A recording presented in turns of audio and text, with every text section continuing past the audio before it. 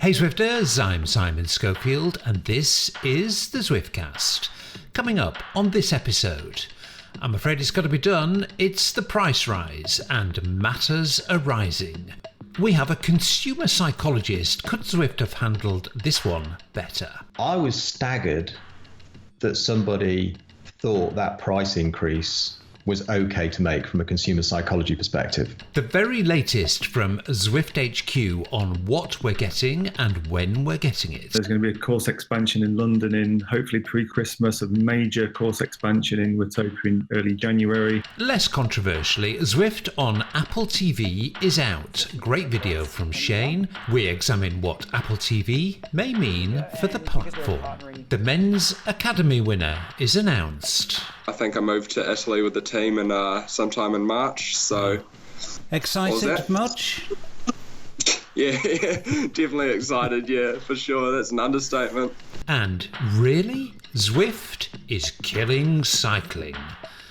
Yeah, we get a bit more light-hearted towards the end of the cast. I said that's an interesting perspective, and I don't think anybody else shares that perspective. I think that's about as... It was That's phenomenal. pathetic. That is a pathetic response. Controversy, chaps, we really can't avoid it on this episode, and I've not even mentioned the outages yet. More happily, we've got a chat with Leah Thorvilson as she enters her second year as a pro after winning Zwift Academy. We've got pro rider Lawrence Tendam on the Zwiftathon for WBR, and we've got Glenn Knight of Zwiftpower.com telling us what's happening with that platform that's so important for racing.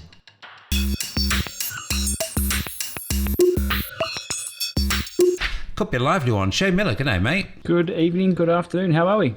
Good, busy. Yo, dude, Nathan Guerra, how are you? Hey, how's it going, guys? I'm doing well. Let's just crack on, actually, because to say this edition is packed is an understatement. Putting cards right on the table, right up front, 10 seconds each, price rise. Viewers and listeners will want to know what your particular position is. So here is my position. I think Zwift was always ridiculously cheap at $10 a month, and I think it's priced correctly now. I mean, there's much more to discuss than that, but we'll get into that shortly. Shane, let's have your position, please. As I've said previously, they should charge me double. They've met me halfway. Same. I'm with you guys. Bang for your buck. You're getting a whole lot in the cycling market right now. There's not a whole lot of competition. In the gaming world, let's get some more subscribers and we'll see a whole lot more development to be on par with what we're paying in that space as well. Similar price for a whole lot more game. Well, we have a lot more to discuss on that, and we will be doing. But first of all, let's get a view from outside of the Zwift bubble. Phil Graves is a consumer psychologist. Just give us a very brief job description. What does a consumer psychologist do? A consumer psychologist helps organisations understand how consumers think and make decisions, in a nutshell. Are consumers more sensitive to changes in price when it comes to subscription services than they would be to other purchases? At the moment when you make the commitment to sign up to something that you know is going to involve an ongoing payment, the nature of the fact you'll be paying for it every month makes you think about, well, how much do I think I'll use this? So I think it's, in a way, a bigger hurdle to get over, which, of course, is tempered by the fact that it's a lower sum of money. People have a very high engagement with this particular product.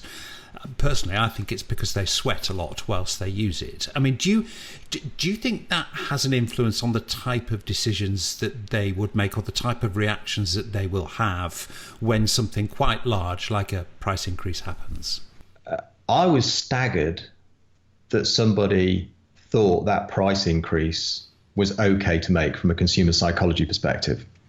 Because at the point at which you price something, you can, particularly if you've got an innovative product, innovative service, people have very little frame of reference. What do you compare it to? It's so different in so many ways that you're into a whole different scenario. However, once you have priced it, you now have created a prime. You have said, this is what this costs. Now, if you then increase that by 50%, the reaction you will get is the same as if you increase anything by 50%. You've created a huge amount of pain in a consumer's mind by putting through such a significant price increase. And that, as I say, from a consumer psychology perspective, I say this never having tried the service, never having had anything to do with the service, but purely knowing how consumers respond to numbers and respond to pricing information and respond to price changes. So what you have is a very predictable outcome, even if the value of the service you're delivering is 3 times what you're actually asking people to pay. So if the business has taken a hard decision, in this case, that to be sustainable, they need to go from $10 a month to $15 a month, what would be your advice as a consumer psychologist on the best way to get there then, having established that you think that this way is probably not ideal? With hindsight, you need to look at how the initial proposition was framed. So in an ideal world, that would have been framed as an introductory price with a tail so that people knew the price change was coming, but we can't go back in time. One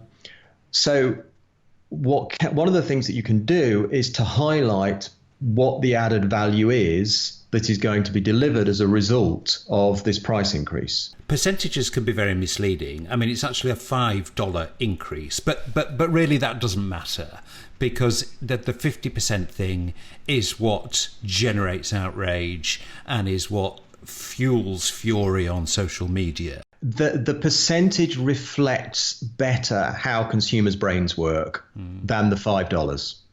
If you see what I mean. Yeah, which is an important point, I think, to understand, because it comes back to this reaction rather than calculation. And in the context that we're describing here, the 10 to 15, a percentage is the reaction that people will, is in a sense the intuitive calculation that will drive people's reaction.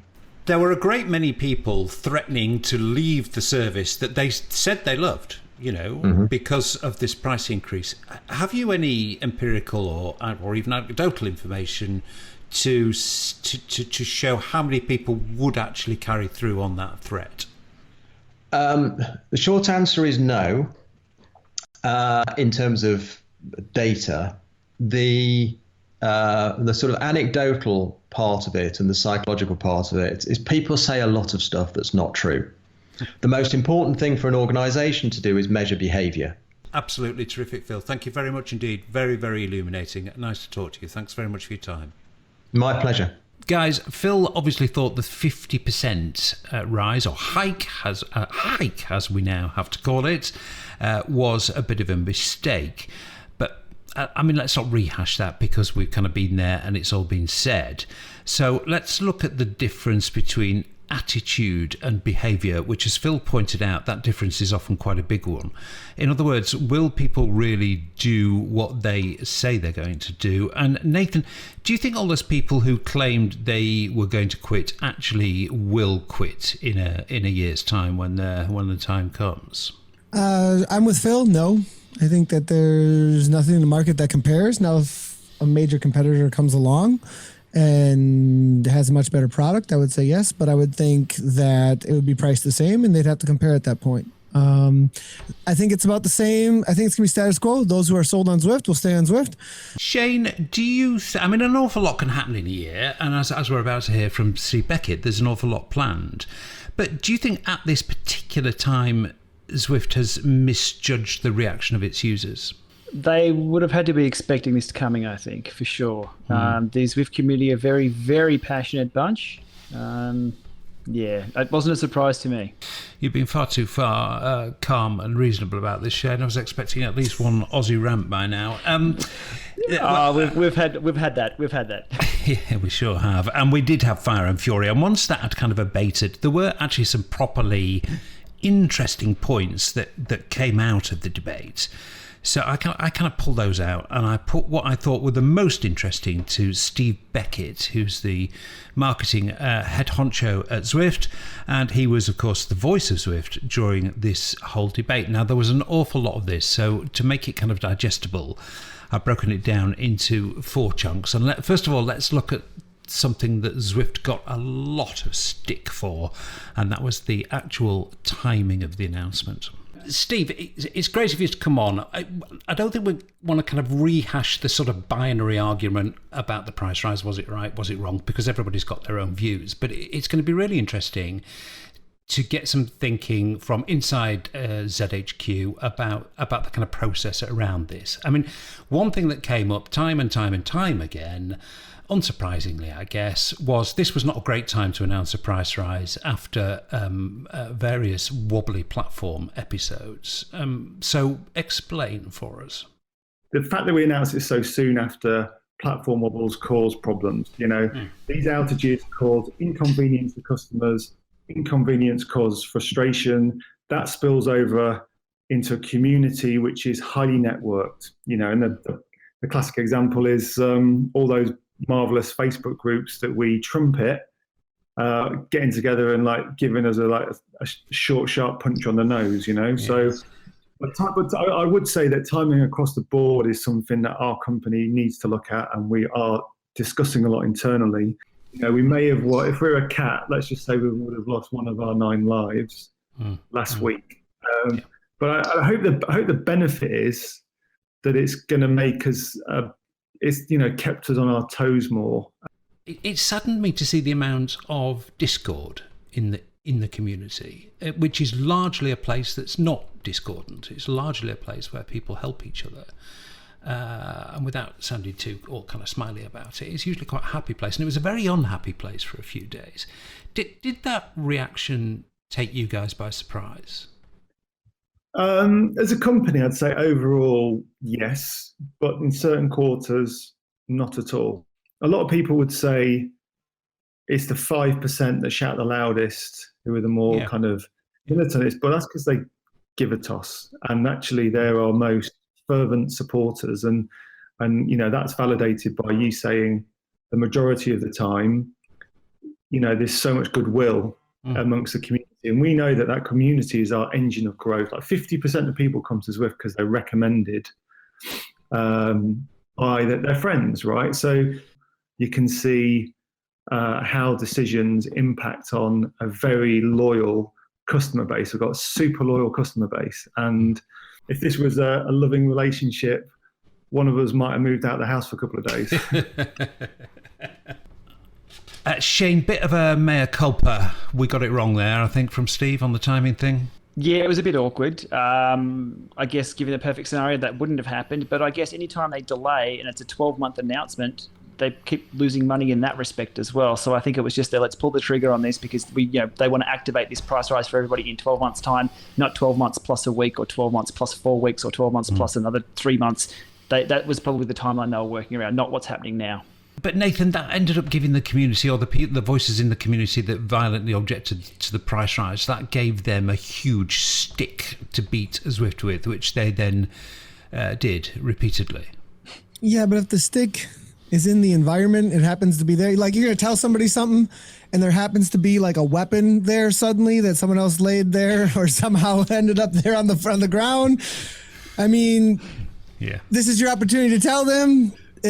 I really think it was a now or never, not a never, but a now or very, very long down the road. And that wasn't in even maybe possibilities. I'm not quite with you on that. I think they could have waited a week, because a week between a big embarrassing outage and the announcement of a price rise, to me, actually would have made a lot of difference. I know they say a week is a long time in politics, but I think a week would have been a long time in Zwift-world in that particular situation. Anyway, let's move on from that, because it's happened now and there's nothing we can do about it. Now, what Zwift can do is something about to assuage the people who are cross and remain cross. It's the kind of deal with Zwifters. So you give us a price rise, what are we getting back in return? Here's Steve on that one. I know you probably, and Eric said this before, John said this before, you don't particularly want to publish an absolute roadmap of where the product's going, but could you not tell the community in a little more detail, with more specifics on what's coming and when? Yeah, so I think the answer to that question is yes. I can tell you some things that are happening now. There's going to be a course expansion in London in hopefully pre-Christmas, a major course expansion in Watopia in early January. We've spoken about like a virtual goods store, which is slated for Q1. There'll be a new map around March. Android, it slipped. I can tell you now it's on the roadmap for Q2 2018. We've kind of got to be more on the hook about telling you what's coming down the pipeline, with a caveat that things slip.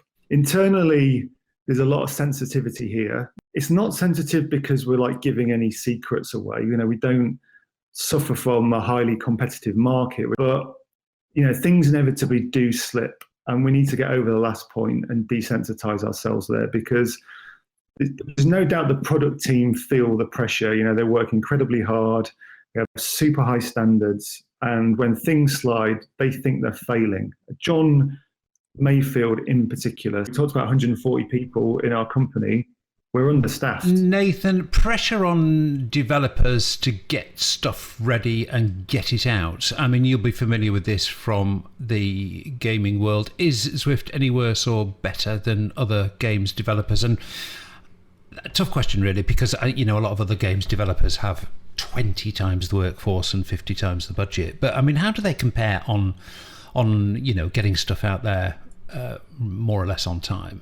Well, I work with another company called Dauntless that's about similar, well, smaller actually, and we're waiting a lot right now. I'm a partner with them, and I'll openly say, like, we are waiting on content. I've out-contented them for a long time, and I feel kind of similar. Actually, with Zwift, I've been level 25 for quite a long time, and I'm waiting for new content there. So the frequency on releases is on par with the size and age of the company. Yeah, but to be fair to Zwift, I mean, when they do release stuff, it's not buggy. I mean, I think the main point that came out of this, or it doesn't tend to be buggy, I mean, they don't pull releases and stuff. I think the main point that came out of this, Nathan, was that we need to be told more, or there's a demand to be told more about what is going to be coming, what is in the pipeline. The games that I follow, they give little tastes. Here, this is a really cool picture of what's on the way. Hey, here is a little trailer of a character that is going to be released, but you don't get a whole lot of information about it. There's a lot of teasing, actually, in the online gaming world. And so they're fairly on par with that. As far as the no bugs thing, I don't know. I mean, I've seen a lot go down lately that I think has to do with not being able to test. Load on servers is specifically talked about. I think some of the bugs as well might not be specific to just servers, and might be around some, things that have to be worked out with things that were released, perhaps. We'll get into the whole load thing in a moment, because Steve talks specifically about that and the outage problem. Shane, one thing at the end of the Steve's little clip there that he said 140 people and they're understaffed. I mean, that shows us a couple of things. One is that they are growing like Topsy. Yeah, it's surprising, isn't it, where they've come from, and they're still understaffed. Hiring good people is super, super hard. I know John was struggling, months back, but I guess it's probably a daily struggle trying to find people of the quality that they require to the tasks that they need to be done. This is a very, very new environment, and it's a very new world they're programming for. It's their own world, I guess. Very interesting. Mm-hmm. Okay, well, let's move on. Another big pair of talking points to come out of the debate was this issue of both annual plans and family plans. And here's what Steve said about those two things. I think the reason that people can't understand the absence of an annual plan, particularly in the context of a price rise, is it doesn't take a genius to project that if the monthly sub is a little bit more expensive, or a lot more expensive depending on your viewpoint, people are more likely to cancel in summer when they use the platform less. So an annual plan, I mean, it kind of looks to your average Joe to be a bit of a no-brainer, and therefore its absence is a mystery to people. So clue us in on the thinking of that. To us, it doesn't seem like a no-brainer at all for business reasons. Like we want to get probably 3 years of subscription data under our belt so we can properly measure the underlying patterns of churn. So churn, people unsubscribing depends on the type of person they may be in terms of male, female, age, product usage, what platform they're on, what market they're in, what time of year. And we want to know what that natural underlying churn rate is without creating noise from a yearly subscription plan. The other thing is more philosophical, and it's actually very customer facing and customer thinking. Like, the bottom line is we don't want to lock people into contracts. We'd much rather have a non-contract subscription on one price point. And I don't want this to sound arrogant at all, because it's not meant to, but people can take it or leave it. We should look more towards is how we reward loyalty. So you've seen a couple of things recently. So it could be loyalty, it could be tenure, but for all the beta testers, we gave away a special Pinarello 65.1 bike. For level 10 and above Zwifters, we released the Mayan course expansion. How could we supercharge that more? And in doing so, that would cost the company money, I think, because it's more investment in rewarding loyalty. And that's where the focus will more likely be. Does this exactly the same thing apply to a family plan, again, which there's been a consistent clamour for, and again came up over the price rise debate? So if you ask people at Zwift, should we have a family plan, unanimously people would say yes. The complications are like, how do you verify a household? There are families in households, there are multi-dwelling households of students, for example. And so if you're a single parent with 2 kids, you're going to be penalised if it's like compared to like a household with married parents and kids, for instance. So there's a lot of verification to kind of add into that, and it's a fair bit of work. And I guess the most clear and honest answer is that when we're looking to develop product and we're scrambling to get course releases into market, it's all because we want to release product which is applicable to the masses, and the family plan isn't applicable to the masses. And then that's an honest answer, because we'd love to have a family plan in now. And I did speak to Eric about this last night, and to be fair to Eric, he said, look, winter next year, so let's just say not winter, because obviously we've got a lot of people in the southern hemisphere, but September to December is probably the most realistic date at the moment. Shane, it sounds as though an annual plan, which an awful lot of people seem to think that they want, is, well, I got the sense from Steve's fairly considered and chosen words on that it seemed a way off. Yeah, that's a strange one. I've always been a campaigner for the annual plan. Pay it once and forget about it. And then when it rolls around again, no matter what that figure is, have I used Zwift in the last? Of course I have in the last 12 months. Pay the bill, away you go. Given, what Steve was saying about the seasonal churn, they need more information on that. But I think they've got, a year or 2 years of information already. Just pull the trigger, give people a 12-month incentive to sign up and not churn, and away we go. Family plan, I mean, there seems to be a lot more agreement that is something they definitely want to do, and they just need to get around to doing it. One of the common, longtime users, a longtime viewer, Casey Shum, had a really great point actually on family plans, that perhaps the best solution would be to make it all on one account, maybe. And so then you could add users to one account, and with each user you added to that account would then change the price. And then there would be a threshold at which, okay, now you have so many that you go to multiple accounts or whatever it might be. Well, they are working on it. Let's hope they solve it soon. Last thing I talked to Steve about was the outages. Now, Steve, it will be the first to say he's not a tech guy, as he does, in fact, in this clip. But let's hear what he does say about the outages. We've suffered a few, some high-profile ones. For those of us who've been on the platform a while, there was a kind of weird and rather horrid feeling of familiarity about some of them. So what can you tell us without deep diving into, lines of code about what the problem is and whether it's close to being fixed? Okay, well, you're asking the wrong person if you want to deep lines of code, because I'm kind of like the messenger boy here. I think most people would say, "Are we out of the woods?" My short answer is no, we're not out of the woods. Why? I think because I don't think we're ever going to be out of the woods. And why is that? And I think go back to, like, we're a fast-growing tech platform.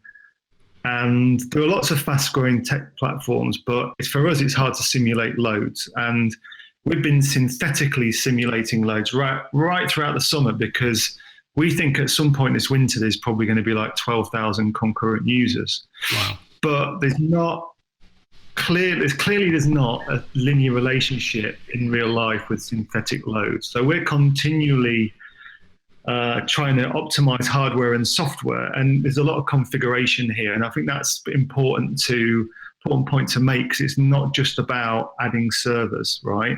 So what I can say in my position is we're consistently monitoring things and testing behind the scenes, and things have improved over the last 2 weeks since Andre Greipel, that ride that we put on with Andre actually, crashed the system. I think the team are getting on top of things in Long Beach, but the short answer is we can't guarantee there won't be hiccups in future. So ask an honest question. I hope you get an honest answer.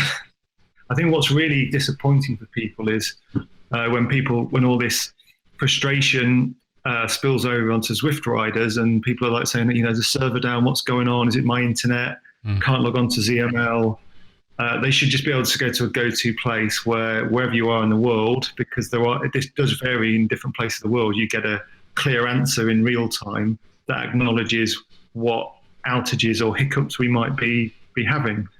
Well, I guess it drives you guys as crazy as it drives people who have got their bib shorts on and jumped on the trainer and can't get on. Yeah, look, I think the frustration is equal. The difference is we can see your frustration, but you can't see our frustration. Shane, my ears picked up, I'm sure yours did, 12,000 concurrent users expected this winter. That's bigger than the Yenzi ride that crashed Zwift way back, and bigger than the ALS ride as well. So, yeah, look, I'd love to see 12,000 people on the platform at once. Can it handle it? Fingers crossed. Yeah, Nathan, I think Steve was saying no guarantees, dudes. I'm afraid this is going to keep happening, and we're still not quite sure why. I thought that the idea about telling us what's going on very clearly, though, with a one-stop shop is a very good idea. Server status page is amazing. Whenever I'm playing WoW or in some other MMOs that do this very well, I can go and check if my server's ready to go. Or if I'm having an issue, I can see right away it's not me by visiting that site and see if the servers are good. If they are, then I know it's me. Then I know I have an issue and I can fix it on my end. So I thought that was a great solution, because this is just a reality in these spaces a lot of times when it comes to MMOs. So go Nathan, ahead. when you say this is just a reality, you mean outages are just something we have to learn to live with? They happen a lot within MMOs. Online spaces where lots of people from all over the world are interacting are going to have issues. Now, having massive issues where the whole of everywhere is experiencing an issue usually gets solved within minutes. Now, when they use the word bugs, that seems different than server issues, right? And so server issues and whether or not your internet or the internet out there is working somewhere and fibers or whatever the heck is going on with somebody's server that they're buying from somebody is having a problem. That's one thing. Bugs within the game is another thing. And so if they're saying they're trying to work out being able to handle 4,000 plus or 5,000 plus, whatever that is, and that's specific to the game, then yeah, they can work that out and fix that. And I think that's what he was aiming at there. So finally on this, I think, actually, and that was very illuminating from you, actually, Nathan, there does seem to be a difference between the two things. One may be fixable, one may not be. We may just have to learn to live with it. But finally on this, and you've already alluded to this, actually, Shane, this whole episode has made me look at the number of my regular subscriptions. For me, it was Strava Premium, actually. Strava Premium went. I took a look at Strava Premium. I looked at how much I was paying for it. I looked at what I was getting for it. I looked at how often I used the features I was paying for. And I thought it's just not worth it, actually. So I cancelled.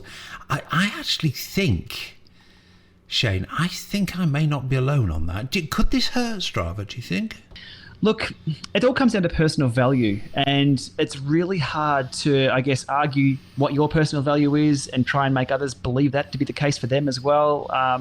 That's where it's really interesting. I guess the psychologists will have a field day reading the current forums about people trying to convince other people it's not valuable for them.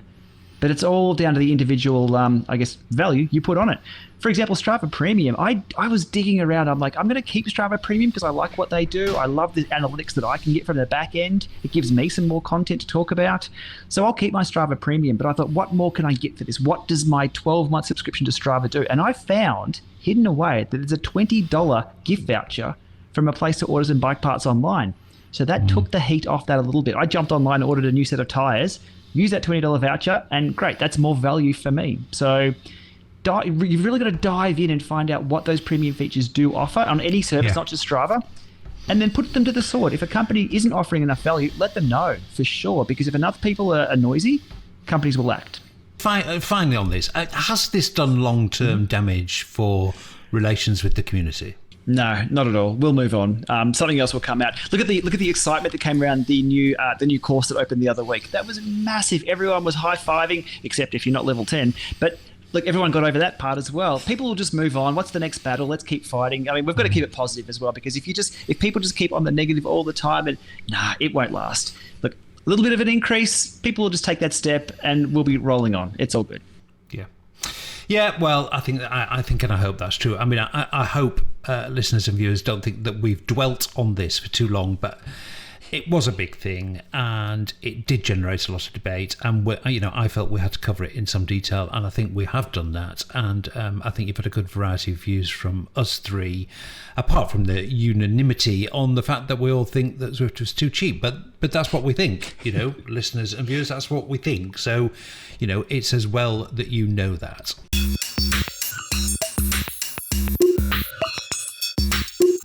Okay, let's actually move on now, and let's hear from... That's a really happy story, actually. This is a great story. Let's hear from Ollie Jones. He's the young New Zealander who's won a pro contract with Dimension Data's under-23 team after winning the Zwift Academy. And Ollie was as chuffed as a very chuffed person to have won that, as you'll see. A really great little interview with Ollie coming up. Here it is. Welcome to the Zwiftcast, Sir Ollie Jones. Well, there's only one thing to say, really, Ollie, which is well done, dude. Thank you very much. I saw the announcement rapidly followed by the dunking in the pool, but once you'd got dried off and it had sunk in, how good was it? Well, it's still sinking in, to be honest, but it's just totally surreal. Like, I had probably the week of my life there at the camp, and just to top it off with basically what I set out to do 3 months ago. It's a fantastic feeling for sure. When you're in something like this and you're down to the last three, you must think, well, I might make it, or you must get a feeling, or what did you think? Did you think you were going to get the pick, or?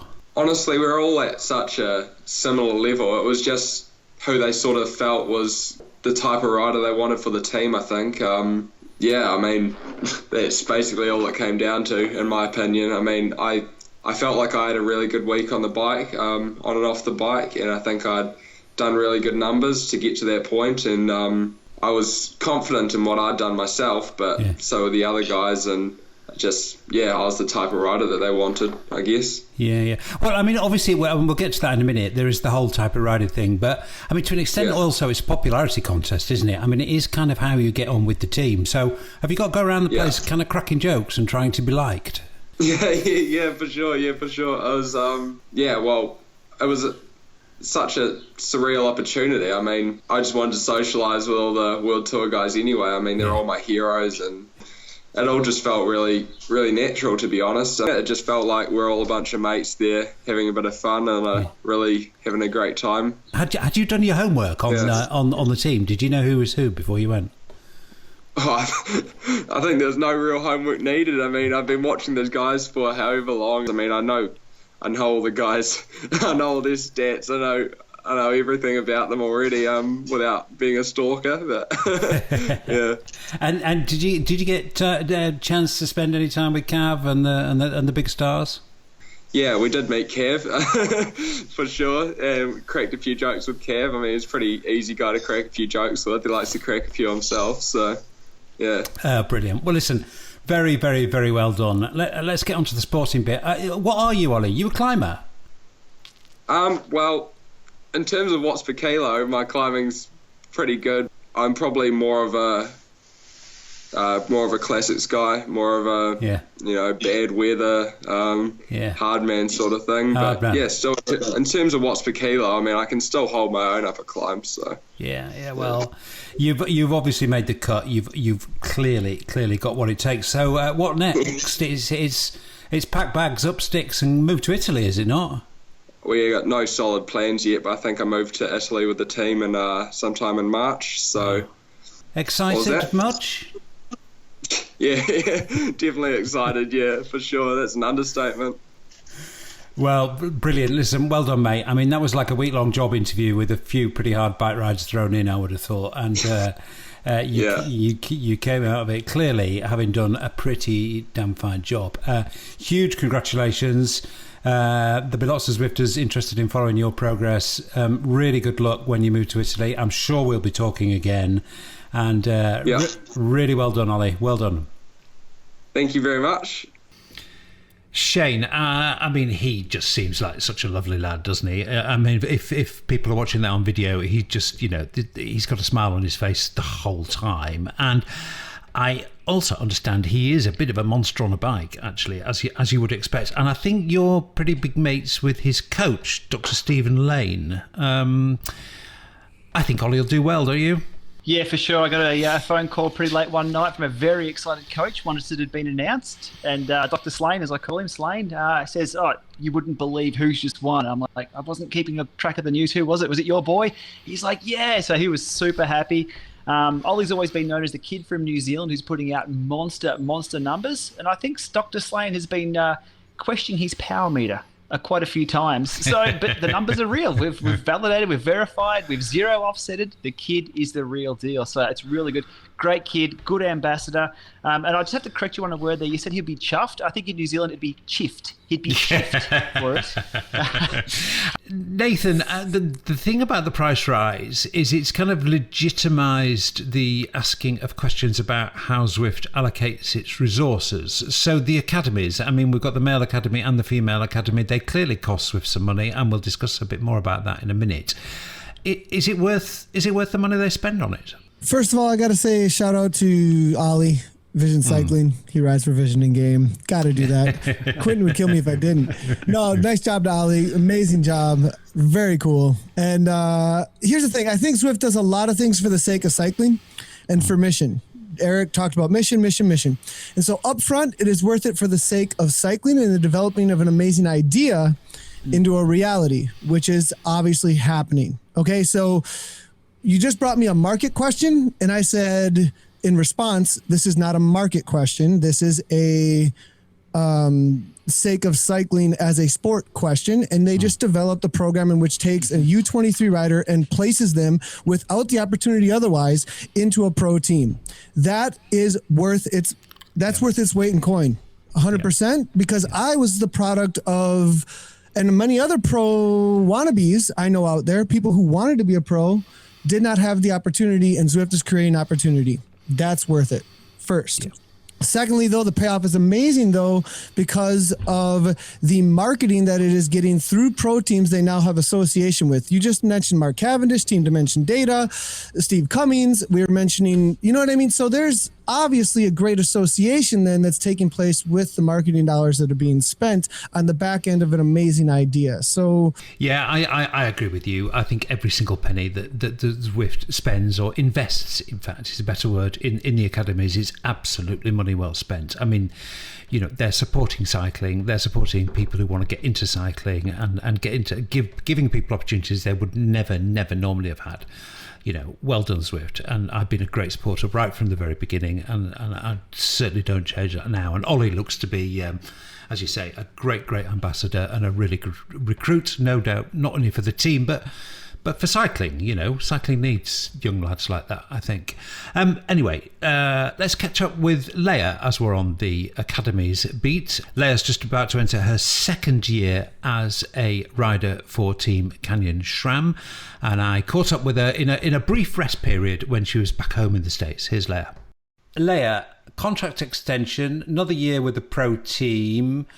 There were doubters. Isn't it always good to be proved right? Well, of course, of course it is. I am certain there still are doubters, and that's okay. Listen, pro teams don't give out contracts for fun. They give out contracts to people who they think can be a valuable member of the team. So, therefore, right. You know, you've proved yourself. I think I've proven more than anything just that that I really am all in. I wasn't a miracle, you know. Of course, it would have been a really great story if I'd gone there and just, I have no experience and I'm finishing on the podium of a World Tour race, but that would literally take a miracle. So I think it's just I've proven that I am improving, and I will work hard to continue to do so. And it's a World Tour pro team. It's not, like you said, those contracts aren't handed out. I do think that I earned it. When the team manager, when the DS got you in for the chat, I don't know how it works. I don't know whether he knocked on your door or you knocked on his door. But anyway, as you sat down, what did you think he was going to say? I had never imagined it would be an option, but once I got even a glimpse that it might be, it's like I didn't even want to have a conversation about going somewhere else until I heard out what it was Ronnie wanted to say, which in the end is what I did. I waited until we had a conversation, and fortunately, when we did, it was that, you know, he asked me what my plans were, and then, you know, I stumbled around like I do. Well, you know, I would love to have another year with you guys, and he. So yeah, it was a huge sigh of relief and a wonderful, just unbelievably amazing news when he said, you know, we would like to keep you around another year. And I was just over the moon. There have been moments this year now. I mean, there have genuinely been moments. I mean, that post that you wrote from the Giro, I read some of it out on a previous Zwiftcast, and I mean, that was, you know, that was from the heart, and you could just tell from every word just how tough some of it's been. So why do you want to do it again? I literally had days that I was in tears on the bike. It was just like, I couldn't. Like, I didn't even have anything left to go faster, you know, on there.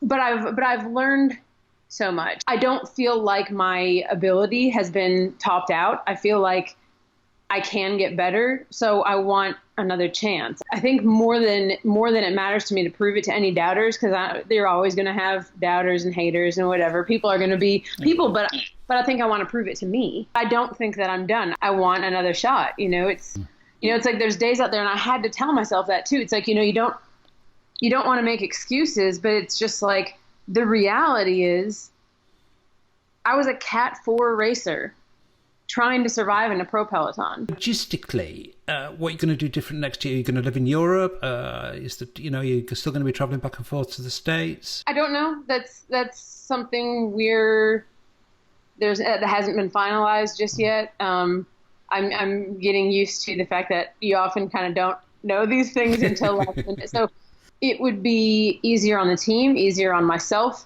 if I were able to establish one place, but at the present time, I don't know. I can recommend Girona, Leah. Girona's really nice. There's lots of women's teams in Girona as well as men's teams as well. I've heard nothing but good things about Girona. What I've heard about it, it sounds like it would be a great option. You'd love it. And what are the sporting ambitions for next year? What do you think you could achieve? I don't want to pussyfoot around, I guess, the goals, but I do realize that the most important thing for me in the bigger races will be to be a consistent person working for the team. That it's like it can't even be an optional goal. Like, I need to be able to consistently be counted on by my teammates and be up there working. If I'm not working for the team at a smaller race like that, I think it would be to try to podium or to try to win. And then, of course, looking at the U.S. Nationals, I would like to have a top 10.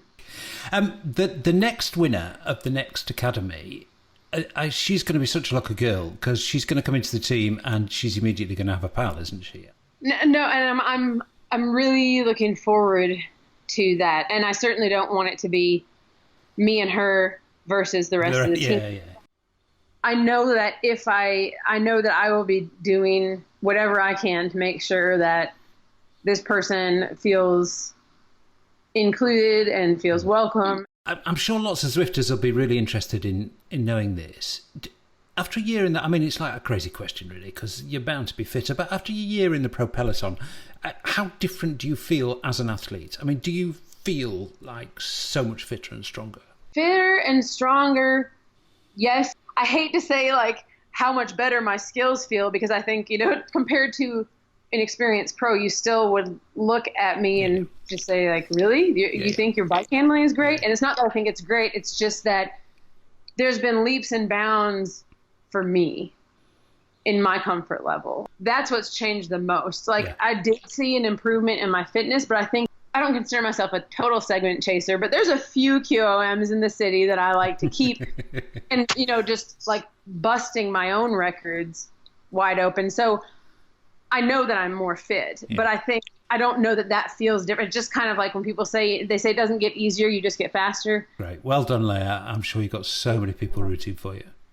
Thank you so much. Great to talk to you again. Bye-bye. Bye. Well, as money and dollars has been such a big talking point in the Zwift community in the past couple of weeks, it is worth the question, I guess, of asking Zwift what level of support they are lending, if any, to Leia and Canyon Schramm to facilitate her second year. I guess I thought if I didn't ask this question, people would have probably wanted it asked, or it might have been voiced elsewhere. So I just thought, kind of lance the boil, ask the question. So I asked Eric, and this was Eric Min, the chief exec of Zwift.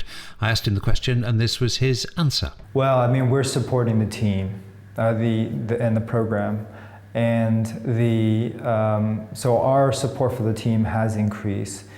The pro team, it's a business.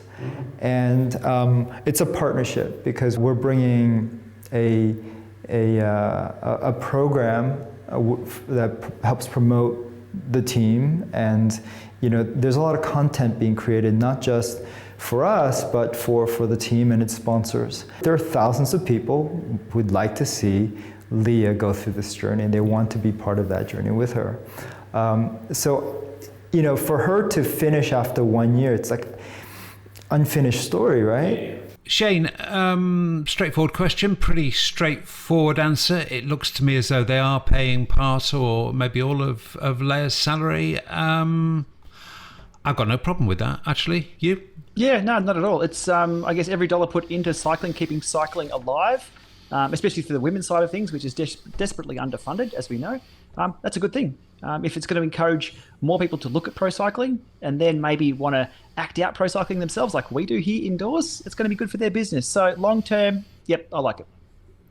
Yeah, I agree. Okay, well, as we're in this whole area of competitive cycling, as we know, there is a big branch of competitive cycling on Zwift, and for competitive cycling you need results, and for results in any depth you need Zwiftpower.com, and Zwiftpower.com has been down over the last few days, so I whistled up the main man at the website, Glenn Knight, and asked him for some background. Here's Glenn. Welcome to the Zwiftcast to Glenn Knight, the one and only Mr. Zwift Power. Glenn, the recent events reminded me of a Joni Mitchell song, actually, or a line from a Joni Mitchell song. You don't know what you've got till it's gone. Yeah, you could say that. It's been an interesting couple of weeks. So just give us the background, Glenn. Why did it go away, putting me in mind of Joni Mitchell, and why has it come back? What's the story?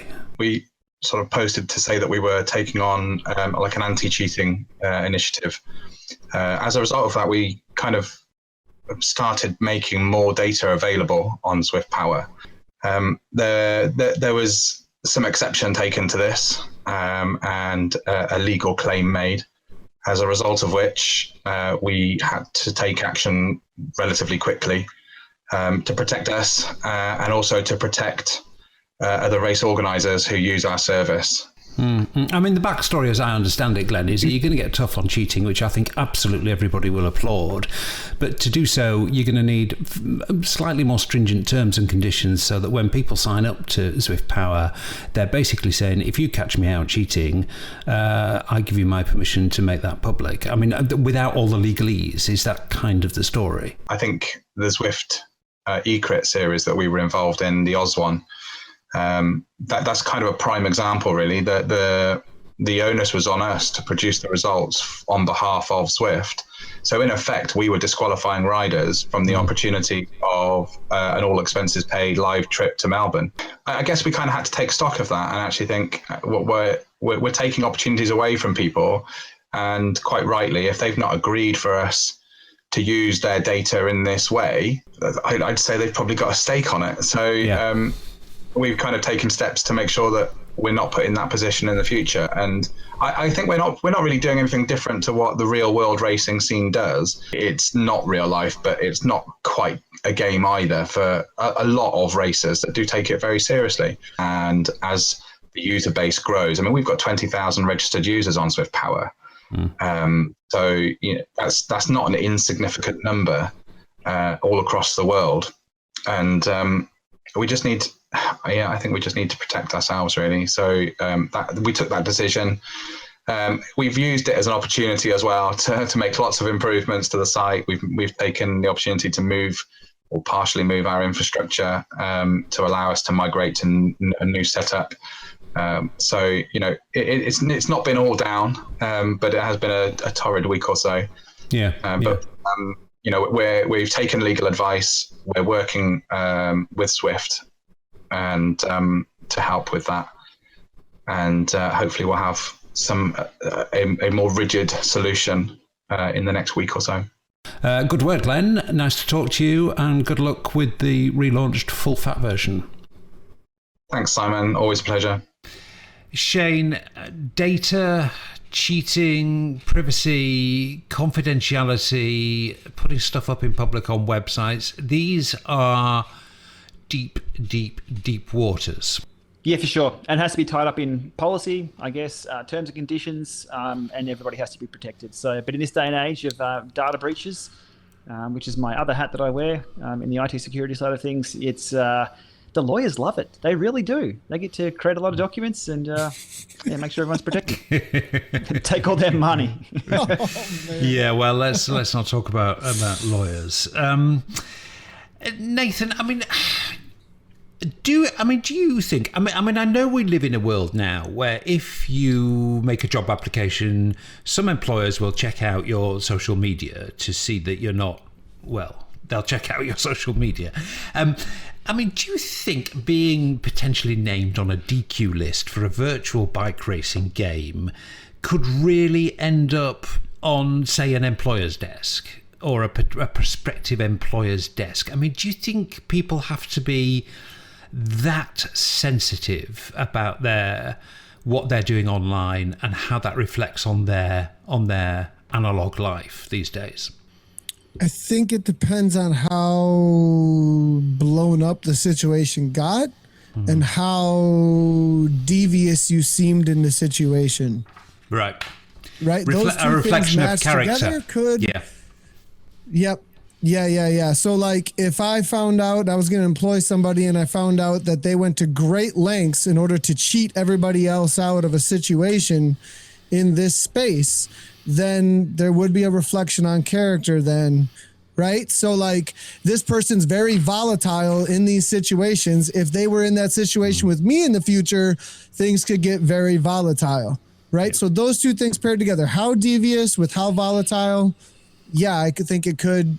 Yep, excellent point, actually. Really excellent point. Okay, good luck with that, Glenn, and dealing with the lawyers. Never a cheap process. Let's move on to... God, we seem to be obsessed with money on this particular episode, surprisingly. And my next link... You keep bringing it up, Simon. You just want to talk about money. Well, there seems to be a kind of common theme this week. And I've written down here, a way to save a few dollars on getting onto Zwift is to go via Apple TV, which came out. It sort of dropped out. It kind of limped out almost. Shane, it kind of almost came out kind of by accident. It seemed to me, and this is like it's a big deal for Zwift, and it just sort of it kind of. What did he do? Did he come in under the door or through the window, or suddenly it was there with no big fanfare or anything? The manhole covered just off the top. Yeah, I think what happens here is Zwift lose a bit of control going to the Apple Store and the Apple ecosystem because their things have to be verified and tested and maybe released on their schedule, so they lose a bit of control there. I think this may have just sort of snuck out. As you said, through the window or down the chimney. It's that time of year. Who knows who delivered this? But I guess what happened is there was a good timing of a few things because it's been in beta for 6 months plus, I think. I ran out and got a Gen 4 Apple TV, and then I've signed up for the beta. I got in, which was a good thing. I was testing it every now and then, and the experience was getting a little bit, less and less interesting compared to the PCs I have behind me. Then the Gen 4, not the Gen 4, the 4K version of Apple TV came out. Now, the name 4K is a bit misleading because it works on any television. It's just the newer hardware that can work on a 4K television. It's actually, I think, the 5th generation Apple TV.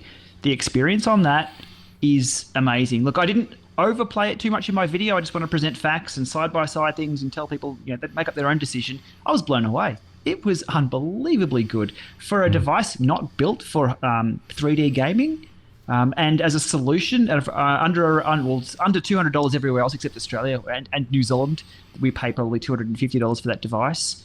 That's a really, really good solution. So, but yeah, I was surprised at the release. And even Eric commented somewhere on Zwift Riders, if listeners are subscribed to that, they'll see that Eric goes, something about, thanks for keeping it under wraps or something with a bit of a smiley. It's, I don't think they minded. The hardcore went and downloaded, and it is up there high up on the rankings of the health and fitness apps. I believe it was it top 3, maybe top 1 in the US? It hit top 9 here in Australia. That's not too bad at all. Yeah. Wow. There's not many more cost-effective ways of getting a good Zwift experience if you've got no hardware. If you're a new subscriber and it's right, how do I do this Zwift thing? And what hardware do I need? I mean, if somebody came to me with that question, I would say, go and get Apple TV. I mean, it's just so easy. Yeah, for sure. But we've got to look at the total cost of ownership here as well. So the Apple TV itself has no screen. So you've got to have a screen. Usually everyone has a screen. Yeah. For the best experience as well, you need Zwift Mobile Link. So that requires you to have a mobile phone. Now, Android and iOS versions of the Zwift Mobile Link work. So you've got to have a phone. And you've got to have a Bluetooth-compatible trainer or smart trainer, plus heart rate monitor, plus and your bike. So total cost of ownership doesn't change a lot. But when people say, what do I need to get up and running with the existing things that I have, that is a cheap way to go, definitely. $200, £200, €200. It's a no-brainer. It really is. Yeah. Though there is a few catches with the Bluetooth connections that I talk about in the videos, and it has been published on the Zwift facts and the user guides. So watch that. But no, really, I was very surprised. It was really, really good. Yeah, I mean, for what is a simple solution, and it is a simple solution when you get it. It's a lot more simple than it seems. But for a simple solution, people do have a lot of questions about it. And I actually watched in its entirety, including the minute and a half reverential unboxing sequence, Shane. I like the way that you I liked the way that you so slowly took off that piece of cellophane. I mean, there was I have to tell you, Shane Miller, there was a slight kind of striptease element to that. Look, I sped up the unboxing part because people don't want to see me flip through. But that part where you peel off the protective, everybody listening, you know exactly what I'm talking about. It's like peeling off the screen. It'll never be that clean again. And within a few seconds, my fingerprints were all over it. But that few moments where it was perfect. That was a really good video to make, actually. I put it in chapters. I wanted to give people what the entire experience was, because a lot of the time it's like, oh, it's on Apple TV, here's how you do it. But it's like, well, some people haven't unboxed an Apple TV. Here's the experience, here's what it's like, here's what to expect, and now you're familiar with it. No, I completely agree. If anybody's got any questions at all, or just wants to know how it looks, how it works, what it looks like on a screen, and in fact some really good comparisons with other platforms, definitely watch that video. A really, really, really good explainer from Shane. Definitely go for that. Okay, so Nathan, come to you next to talk about the third annual WBR Ride Zwiftathon in aid of World Bicycle Relief and getting bikes to kids in Africa. Big events, comes up every December. Loads and loads of Zwifters take part. Really, really good thing for the platform to do. Makes everybody feel good, helps the charity, gets people riding together. It is a really, really good day. What are you doing for it this year, Nathan? Yeah, so for the WBR Ride on Zwift 24 hours, we are doing what hopes to be a 24-hour stream, actually. I can't release too many details on it, but we are definitely going to be live streaming some stuff throughout the day. I'll probably do a ride of my own. The first time around, I did a 13-hour ride, I believe, in 250 miles or something the first year. The last 2 years has been mainly broadcasting focused, but great day out on Zwift. And I think Zwift's going to have group rides running all day long to encourage people to be a part of something to make it social. So we'll be there as Zwift Community Live to support that with live streaming all day long. As Nathan was saying there's going to be Zwift rides all day long, and one of the exciting things about those, apart from contributing to this great charity, is that you do get the chance to ride with lots of pro riders, former and present and big names, and one of them is Laurens ten Dam, and I just got a few words with Laurens. Such a friendly guy, a really nice guy. I just got a few words with him in advance of him leading a ride on the WBR. Laurens, welcome to the Zwiftcast. Where are you? I'm on my way to Maastricht. Tonight we have some kind of a get-together with all my former training buddies in Maastricht, with Tom Dumoulin and Tankink and Jos van Emden and those guys. So tomorrow I train in Maastricht again. And have you been out training today? Yeah, I just did 135k, so it's been a good day. It's a busy day, but a good day. Lots of Zwifters will know Laurens from his famous wake-up rides, which ran through much of last winter, early morning jobs. The news is he started them again, but in a fairly low-key fashion. It started stealth, which means I just say a time like 7 a.m., start-finish line, Watopia, we do a few laps. And then last year we put it a little bit more official, you know, with the starting area, and we have it's all scheduled. But there was a lot of obligation for me to be on time and stuff like that. Yeah, but pro riders are always on time for their training rides, aren't they? Oh yeah. The good thing is I come back after a few months of non-swifting, and there are a lot of new roads on the island, so I'm enjoying it again. You know, Do you like the jungle extension? Yeah, I did it I did it yesterday, the first time.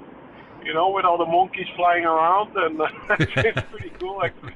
So we did yesterday. We had a nice wake-up ride with, I guess, 8 people showed up. You know, I just put something out on Twitter, and then 8 people are crazy enough to join me 7 a.m. and it was nice. Okay, so if Zwifters want to catch a ride with Laurens ten Dam, 7 a.m. European time, and follow you on Twitter, is that the thing to do? Yeah, Twitter. Most of the time I put it on Twitter, but sometimes also on my Strava or Instagram. I just brought it up actually, and right on World Bicycle Relief, it looks like 24 Hours on Zwift for 2017 is looking for 1 million miles and $250,000 to benefit WBR. So definitely jump out. Amazing. That's amazing. So I'm excited for sure to help out with that effort. Yeah.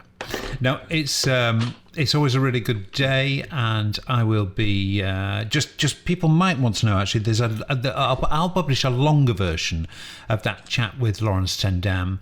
The bit we just heard there was quite general, but he talked specifically about WBR, and I'll put a longer version of that up in a special standalone video, which you'll be able to find in the usual places. Okay, fellas, well, that's just about it, actually, for what's been quite a serious Zwiftcast, actually. I guess, understandably, because there have been serious matters to discuss. Money always gets people het up. It certainly managed to do that over the price rise. It's been a difficult moment for Zwift. I know behind the scenes there's been... what's the right word for it? Behind the scenes, they've been obviously closely watching this, and when I think almost every word that people have said about it has been read inside Zwift, and you can imagine the kind of effect that has on the people that work there, both good and bad. So I think this podcast has sort of reflected the fact that it's been quite a serious moment for the company and the community, actually. So let's have a little bit of fun before we go away, because we ought to do that. Now, this was just completely hilarious. Totally hilarious. I'm sure you boys saw this. But on a quite a big cycling website, oh gosh, there was this hilarious post from somebody who wrote, I think, about 75% of it in capital letters, which is always a worry. And basically, he ranted and ranted and ranted. You know, I mean, you could feel the anger dripping out of the post about how Zwift was killing cycling. And local bike shops were going bust in their hundreds of thousands because they were no longer flogging winter clothing and studded tyres. Studded tyres was a big problem for this dude. There were studded tyres not being sold in their hundreds of thousands across the known universe, and this was all Zwift's fault, definitely. Zwift, I think actually he said Zwift was not only killing winter cycling, Zwift was in fact a cycling killer. Zwift is killing cycling. Shane, respond, rant back. I mean, did you see it? Did you see that post? I did. I responded and I said, not what I wanted to say. I'm a true bloke. Well, say it now, Shane. Say it now. Say what you want to say now. No. I'm having a pleasant day today. I said that's an interesting perspective, and I don't think anybody else shares that perspective. I think that's about as. It was phenomenal. Pathetic. No, that is a pathetic response. It was a thing of beauty, their rant, though, because I love seeing others' opinions and other ideas. I mean, this is why it's great being part of the Zwift community. You see a lot of people, their rants come from a good place of wanting to enhance things. This rant didn't. This was opposite. I have no idea. I'm speechless. What can we say? Zwift is killing cycling. Zwift is definitely killing cycling. Well, Nathan, I hope you have been single-handedly supporting bike shops, and I hope you've bought at least 25 studded tyres, sets of studded tyres this winter to get you through there. I mean, we do laugh, and frankly, the whole thing is completely ridiculous and comical. But there is a sort of serious point here. In the, I suppose bike shops have got to adapt a bit to the way that cycling is changing over winter, and certainly the more forward-thinking local bike shop in my part of the forest has now got a big indoor cycling area. It's got a Zwift testing station, and I would imagine that the portion of the shop that it was allocated to selling, padded jackets and, of course, studded tyres has probably kind of contracted a bit to accommodate accommodate a bigger, indoor cycling display. I think that is actually reasonably common, or I think that's going to be a trend that's going to happen. I mean, have you seen that? I've seen this response in the more northern regions of Wisconsin from shops that might have over inventory of fat bike things that they thought they were going to sell. And I'm wondering if this individual works at, owns, or has some sort of investment in the fat bike market that was unexpectedly no longer selling. And suddenly all of cycling, the Tour de France is over, boys and girls. Zwift has destroyed it. I mean, here's an adaptation, like you said, the forward thinking, right? Like, they started investing in e-bikes. They saw the fat bike coming. They got fat bikes. Somebody who might have been a little behind the ball and now just bought fat bikes and really invested in that. And now all of a sudden indoor cycling's growing, might have missed the memo a little bit. So, get some trainers. And, if you really like fat biking and outdoor cycling, that's cool. And you should continue to push that alongside of this other thing people like. There's a market out there you have to respond to about what people are buying and not just what you want to push. So I don't know. Good rant. Yeah. Yep. So it was comical. There's my rant. I'm trying to be encouraging at the same time. Well, I'm glad you've given us a decent round, because that was a completely pathetic effort from Shane Miller. Pathetic Shane Miller. So I hardly dare come to you to plug one of your many products before we end the podcast, Shane. After that awful low standard rant, and also, oh my God. Also, I gave your Apple TV video another plug. So come on, redeem yourself before the end of the podcast. I've got nothing. I've got to keep it positive. I'm pushing towards 40,000 subscribers over on YouTube. Views have hit over 6 million views. And this time of year is going, it's red hot. People want to know about trainers, want to know how to hook trainers up, how to do a few Zwift tips. Things are busy. I've got trainers loaded up behind me here to talk about. We've got Apple TV stuff to dive into for people. So check out my YouTube channel, subscribe over there. And Simon, these videos go up on YouTube as well. So any Zwiftcast listeners, hit over to Simon's channel and subscribe there to watch the video, watch us laugh. You'll see a lot of non-verbal communication happening with these video casts as well. Actually, I hardly dare point people to my channel, Shane, because it has a pathetic number of subscribers compared to yours. Utterly pathetic. But it's still good content, though. Well, thank you very much. I'm very flattered. I'm very flattered you think that. Nathan, I guess the next big thing for you is WBR, isn't it? Yeah, I've got that on the, out there, plugging toward it for sure, thinking about what's happening at the end of the week here with the 24 hours of management around things. But that's going to be awesome. And we also have a lot growing within the streaming community, right? Zwift Community Live. So there's going to be a real big push on the community side of that now. We've got a pretty good handle on what we provide out there, but then we want to start really encouraging the growth of live streaming with the community. So we are possibly launching an affiliate and partner program down the road, hopefully, that we can bring to you guys to help those who want to stream Zwift out there in an awesome way. So super excited about that as well. Great. Gosh, well, that does sound good. That sounds like quite a big development for CCL. We shall watch with interest.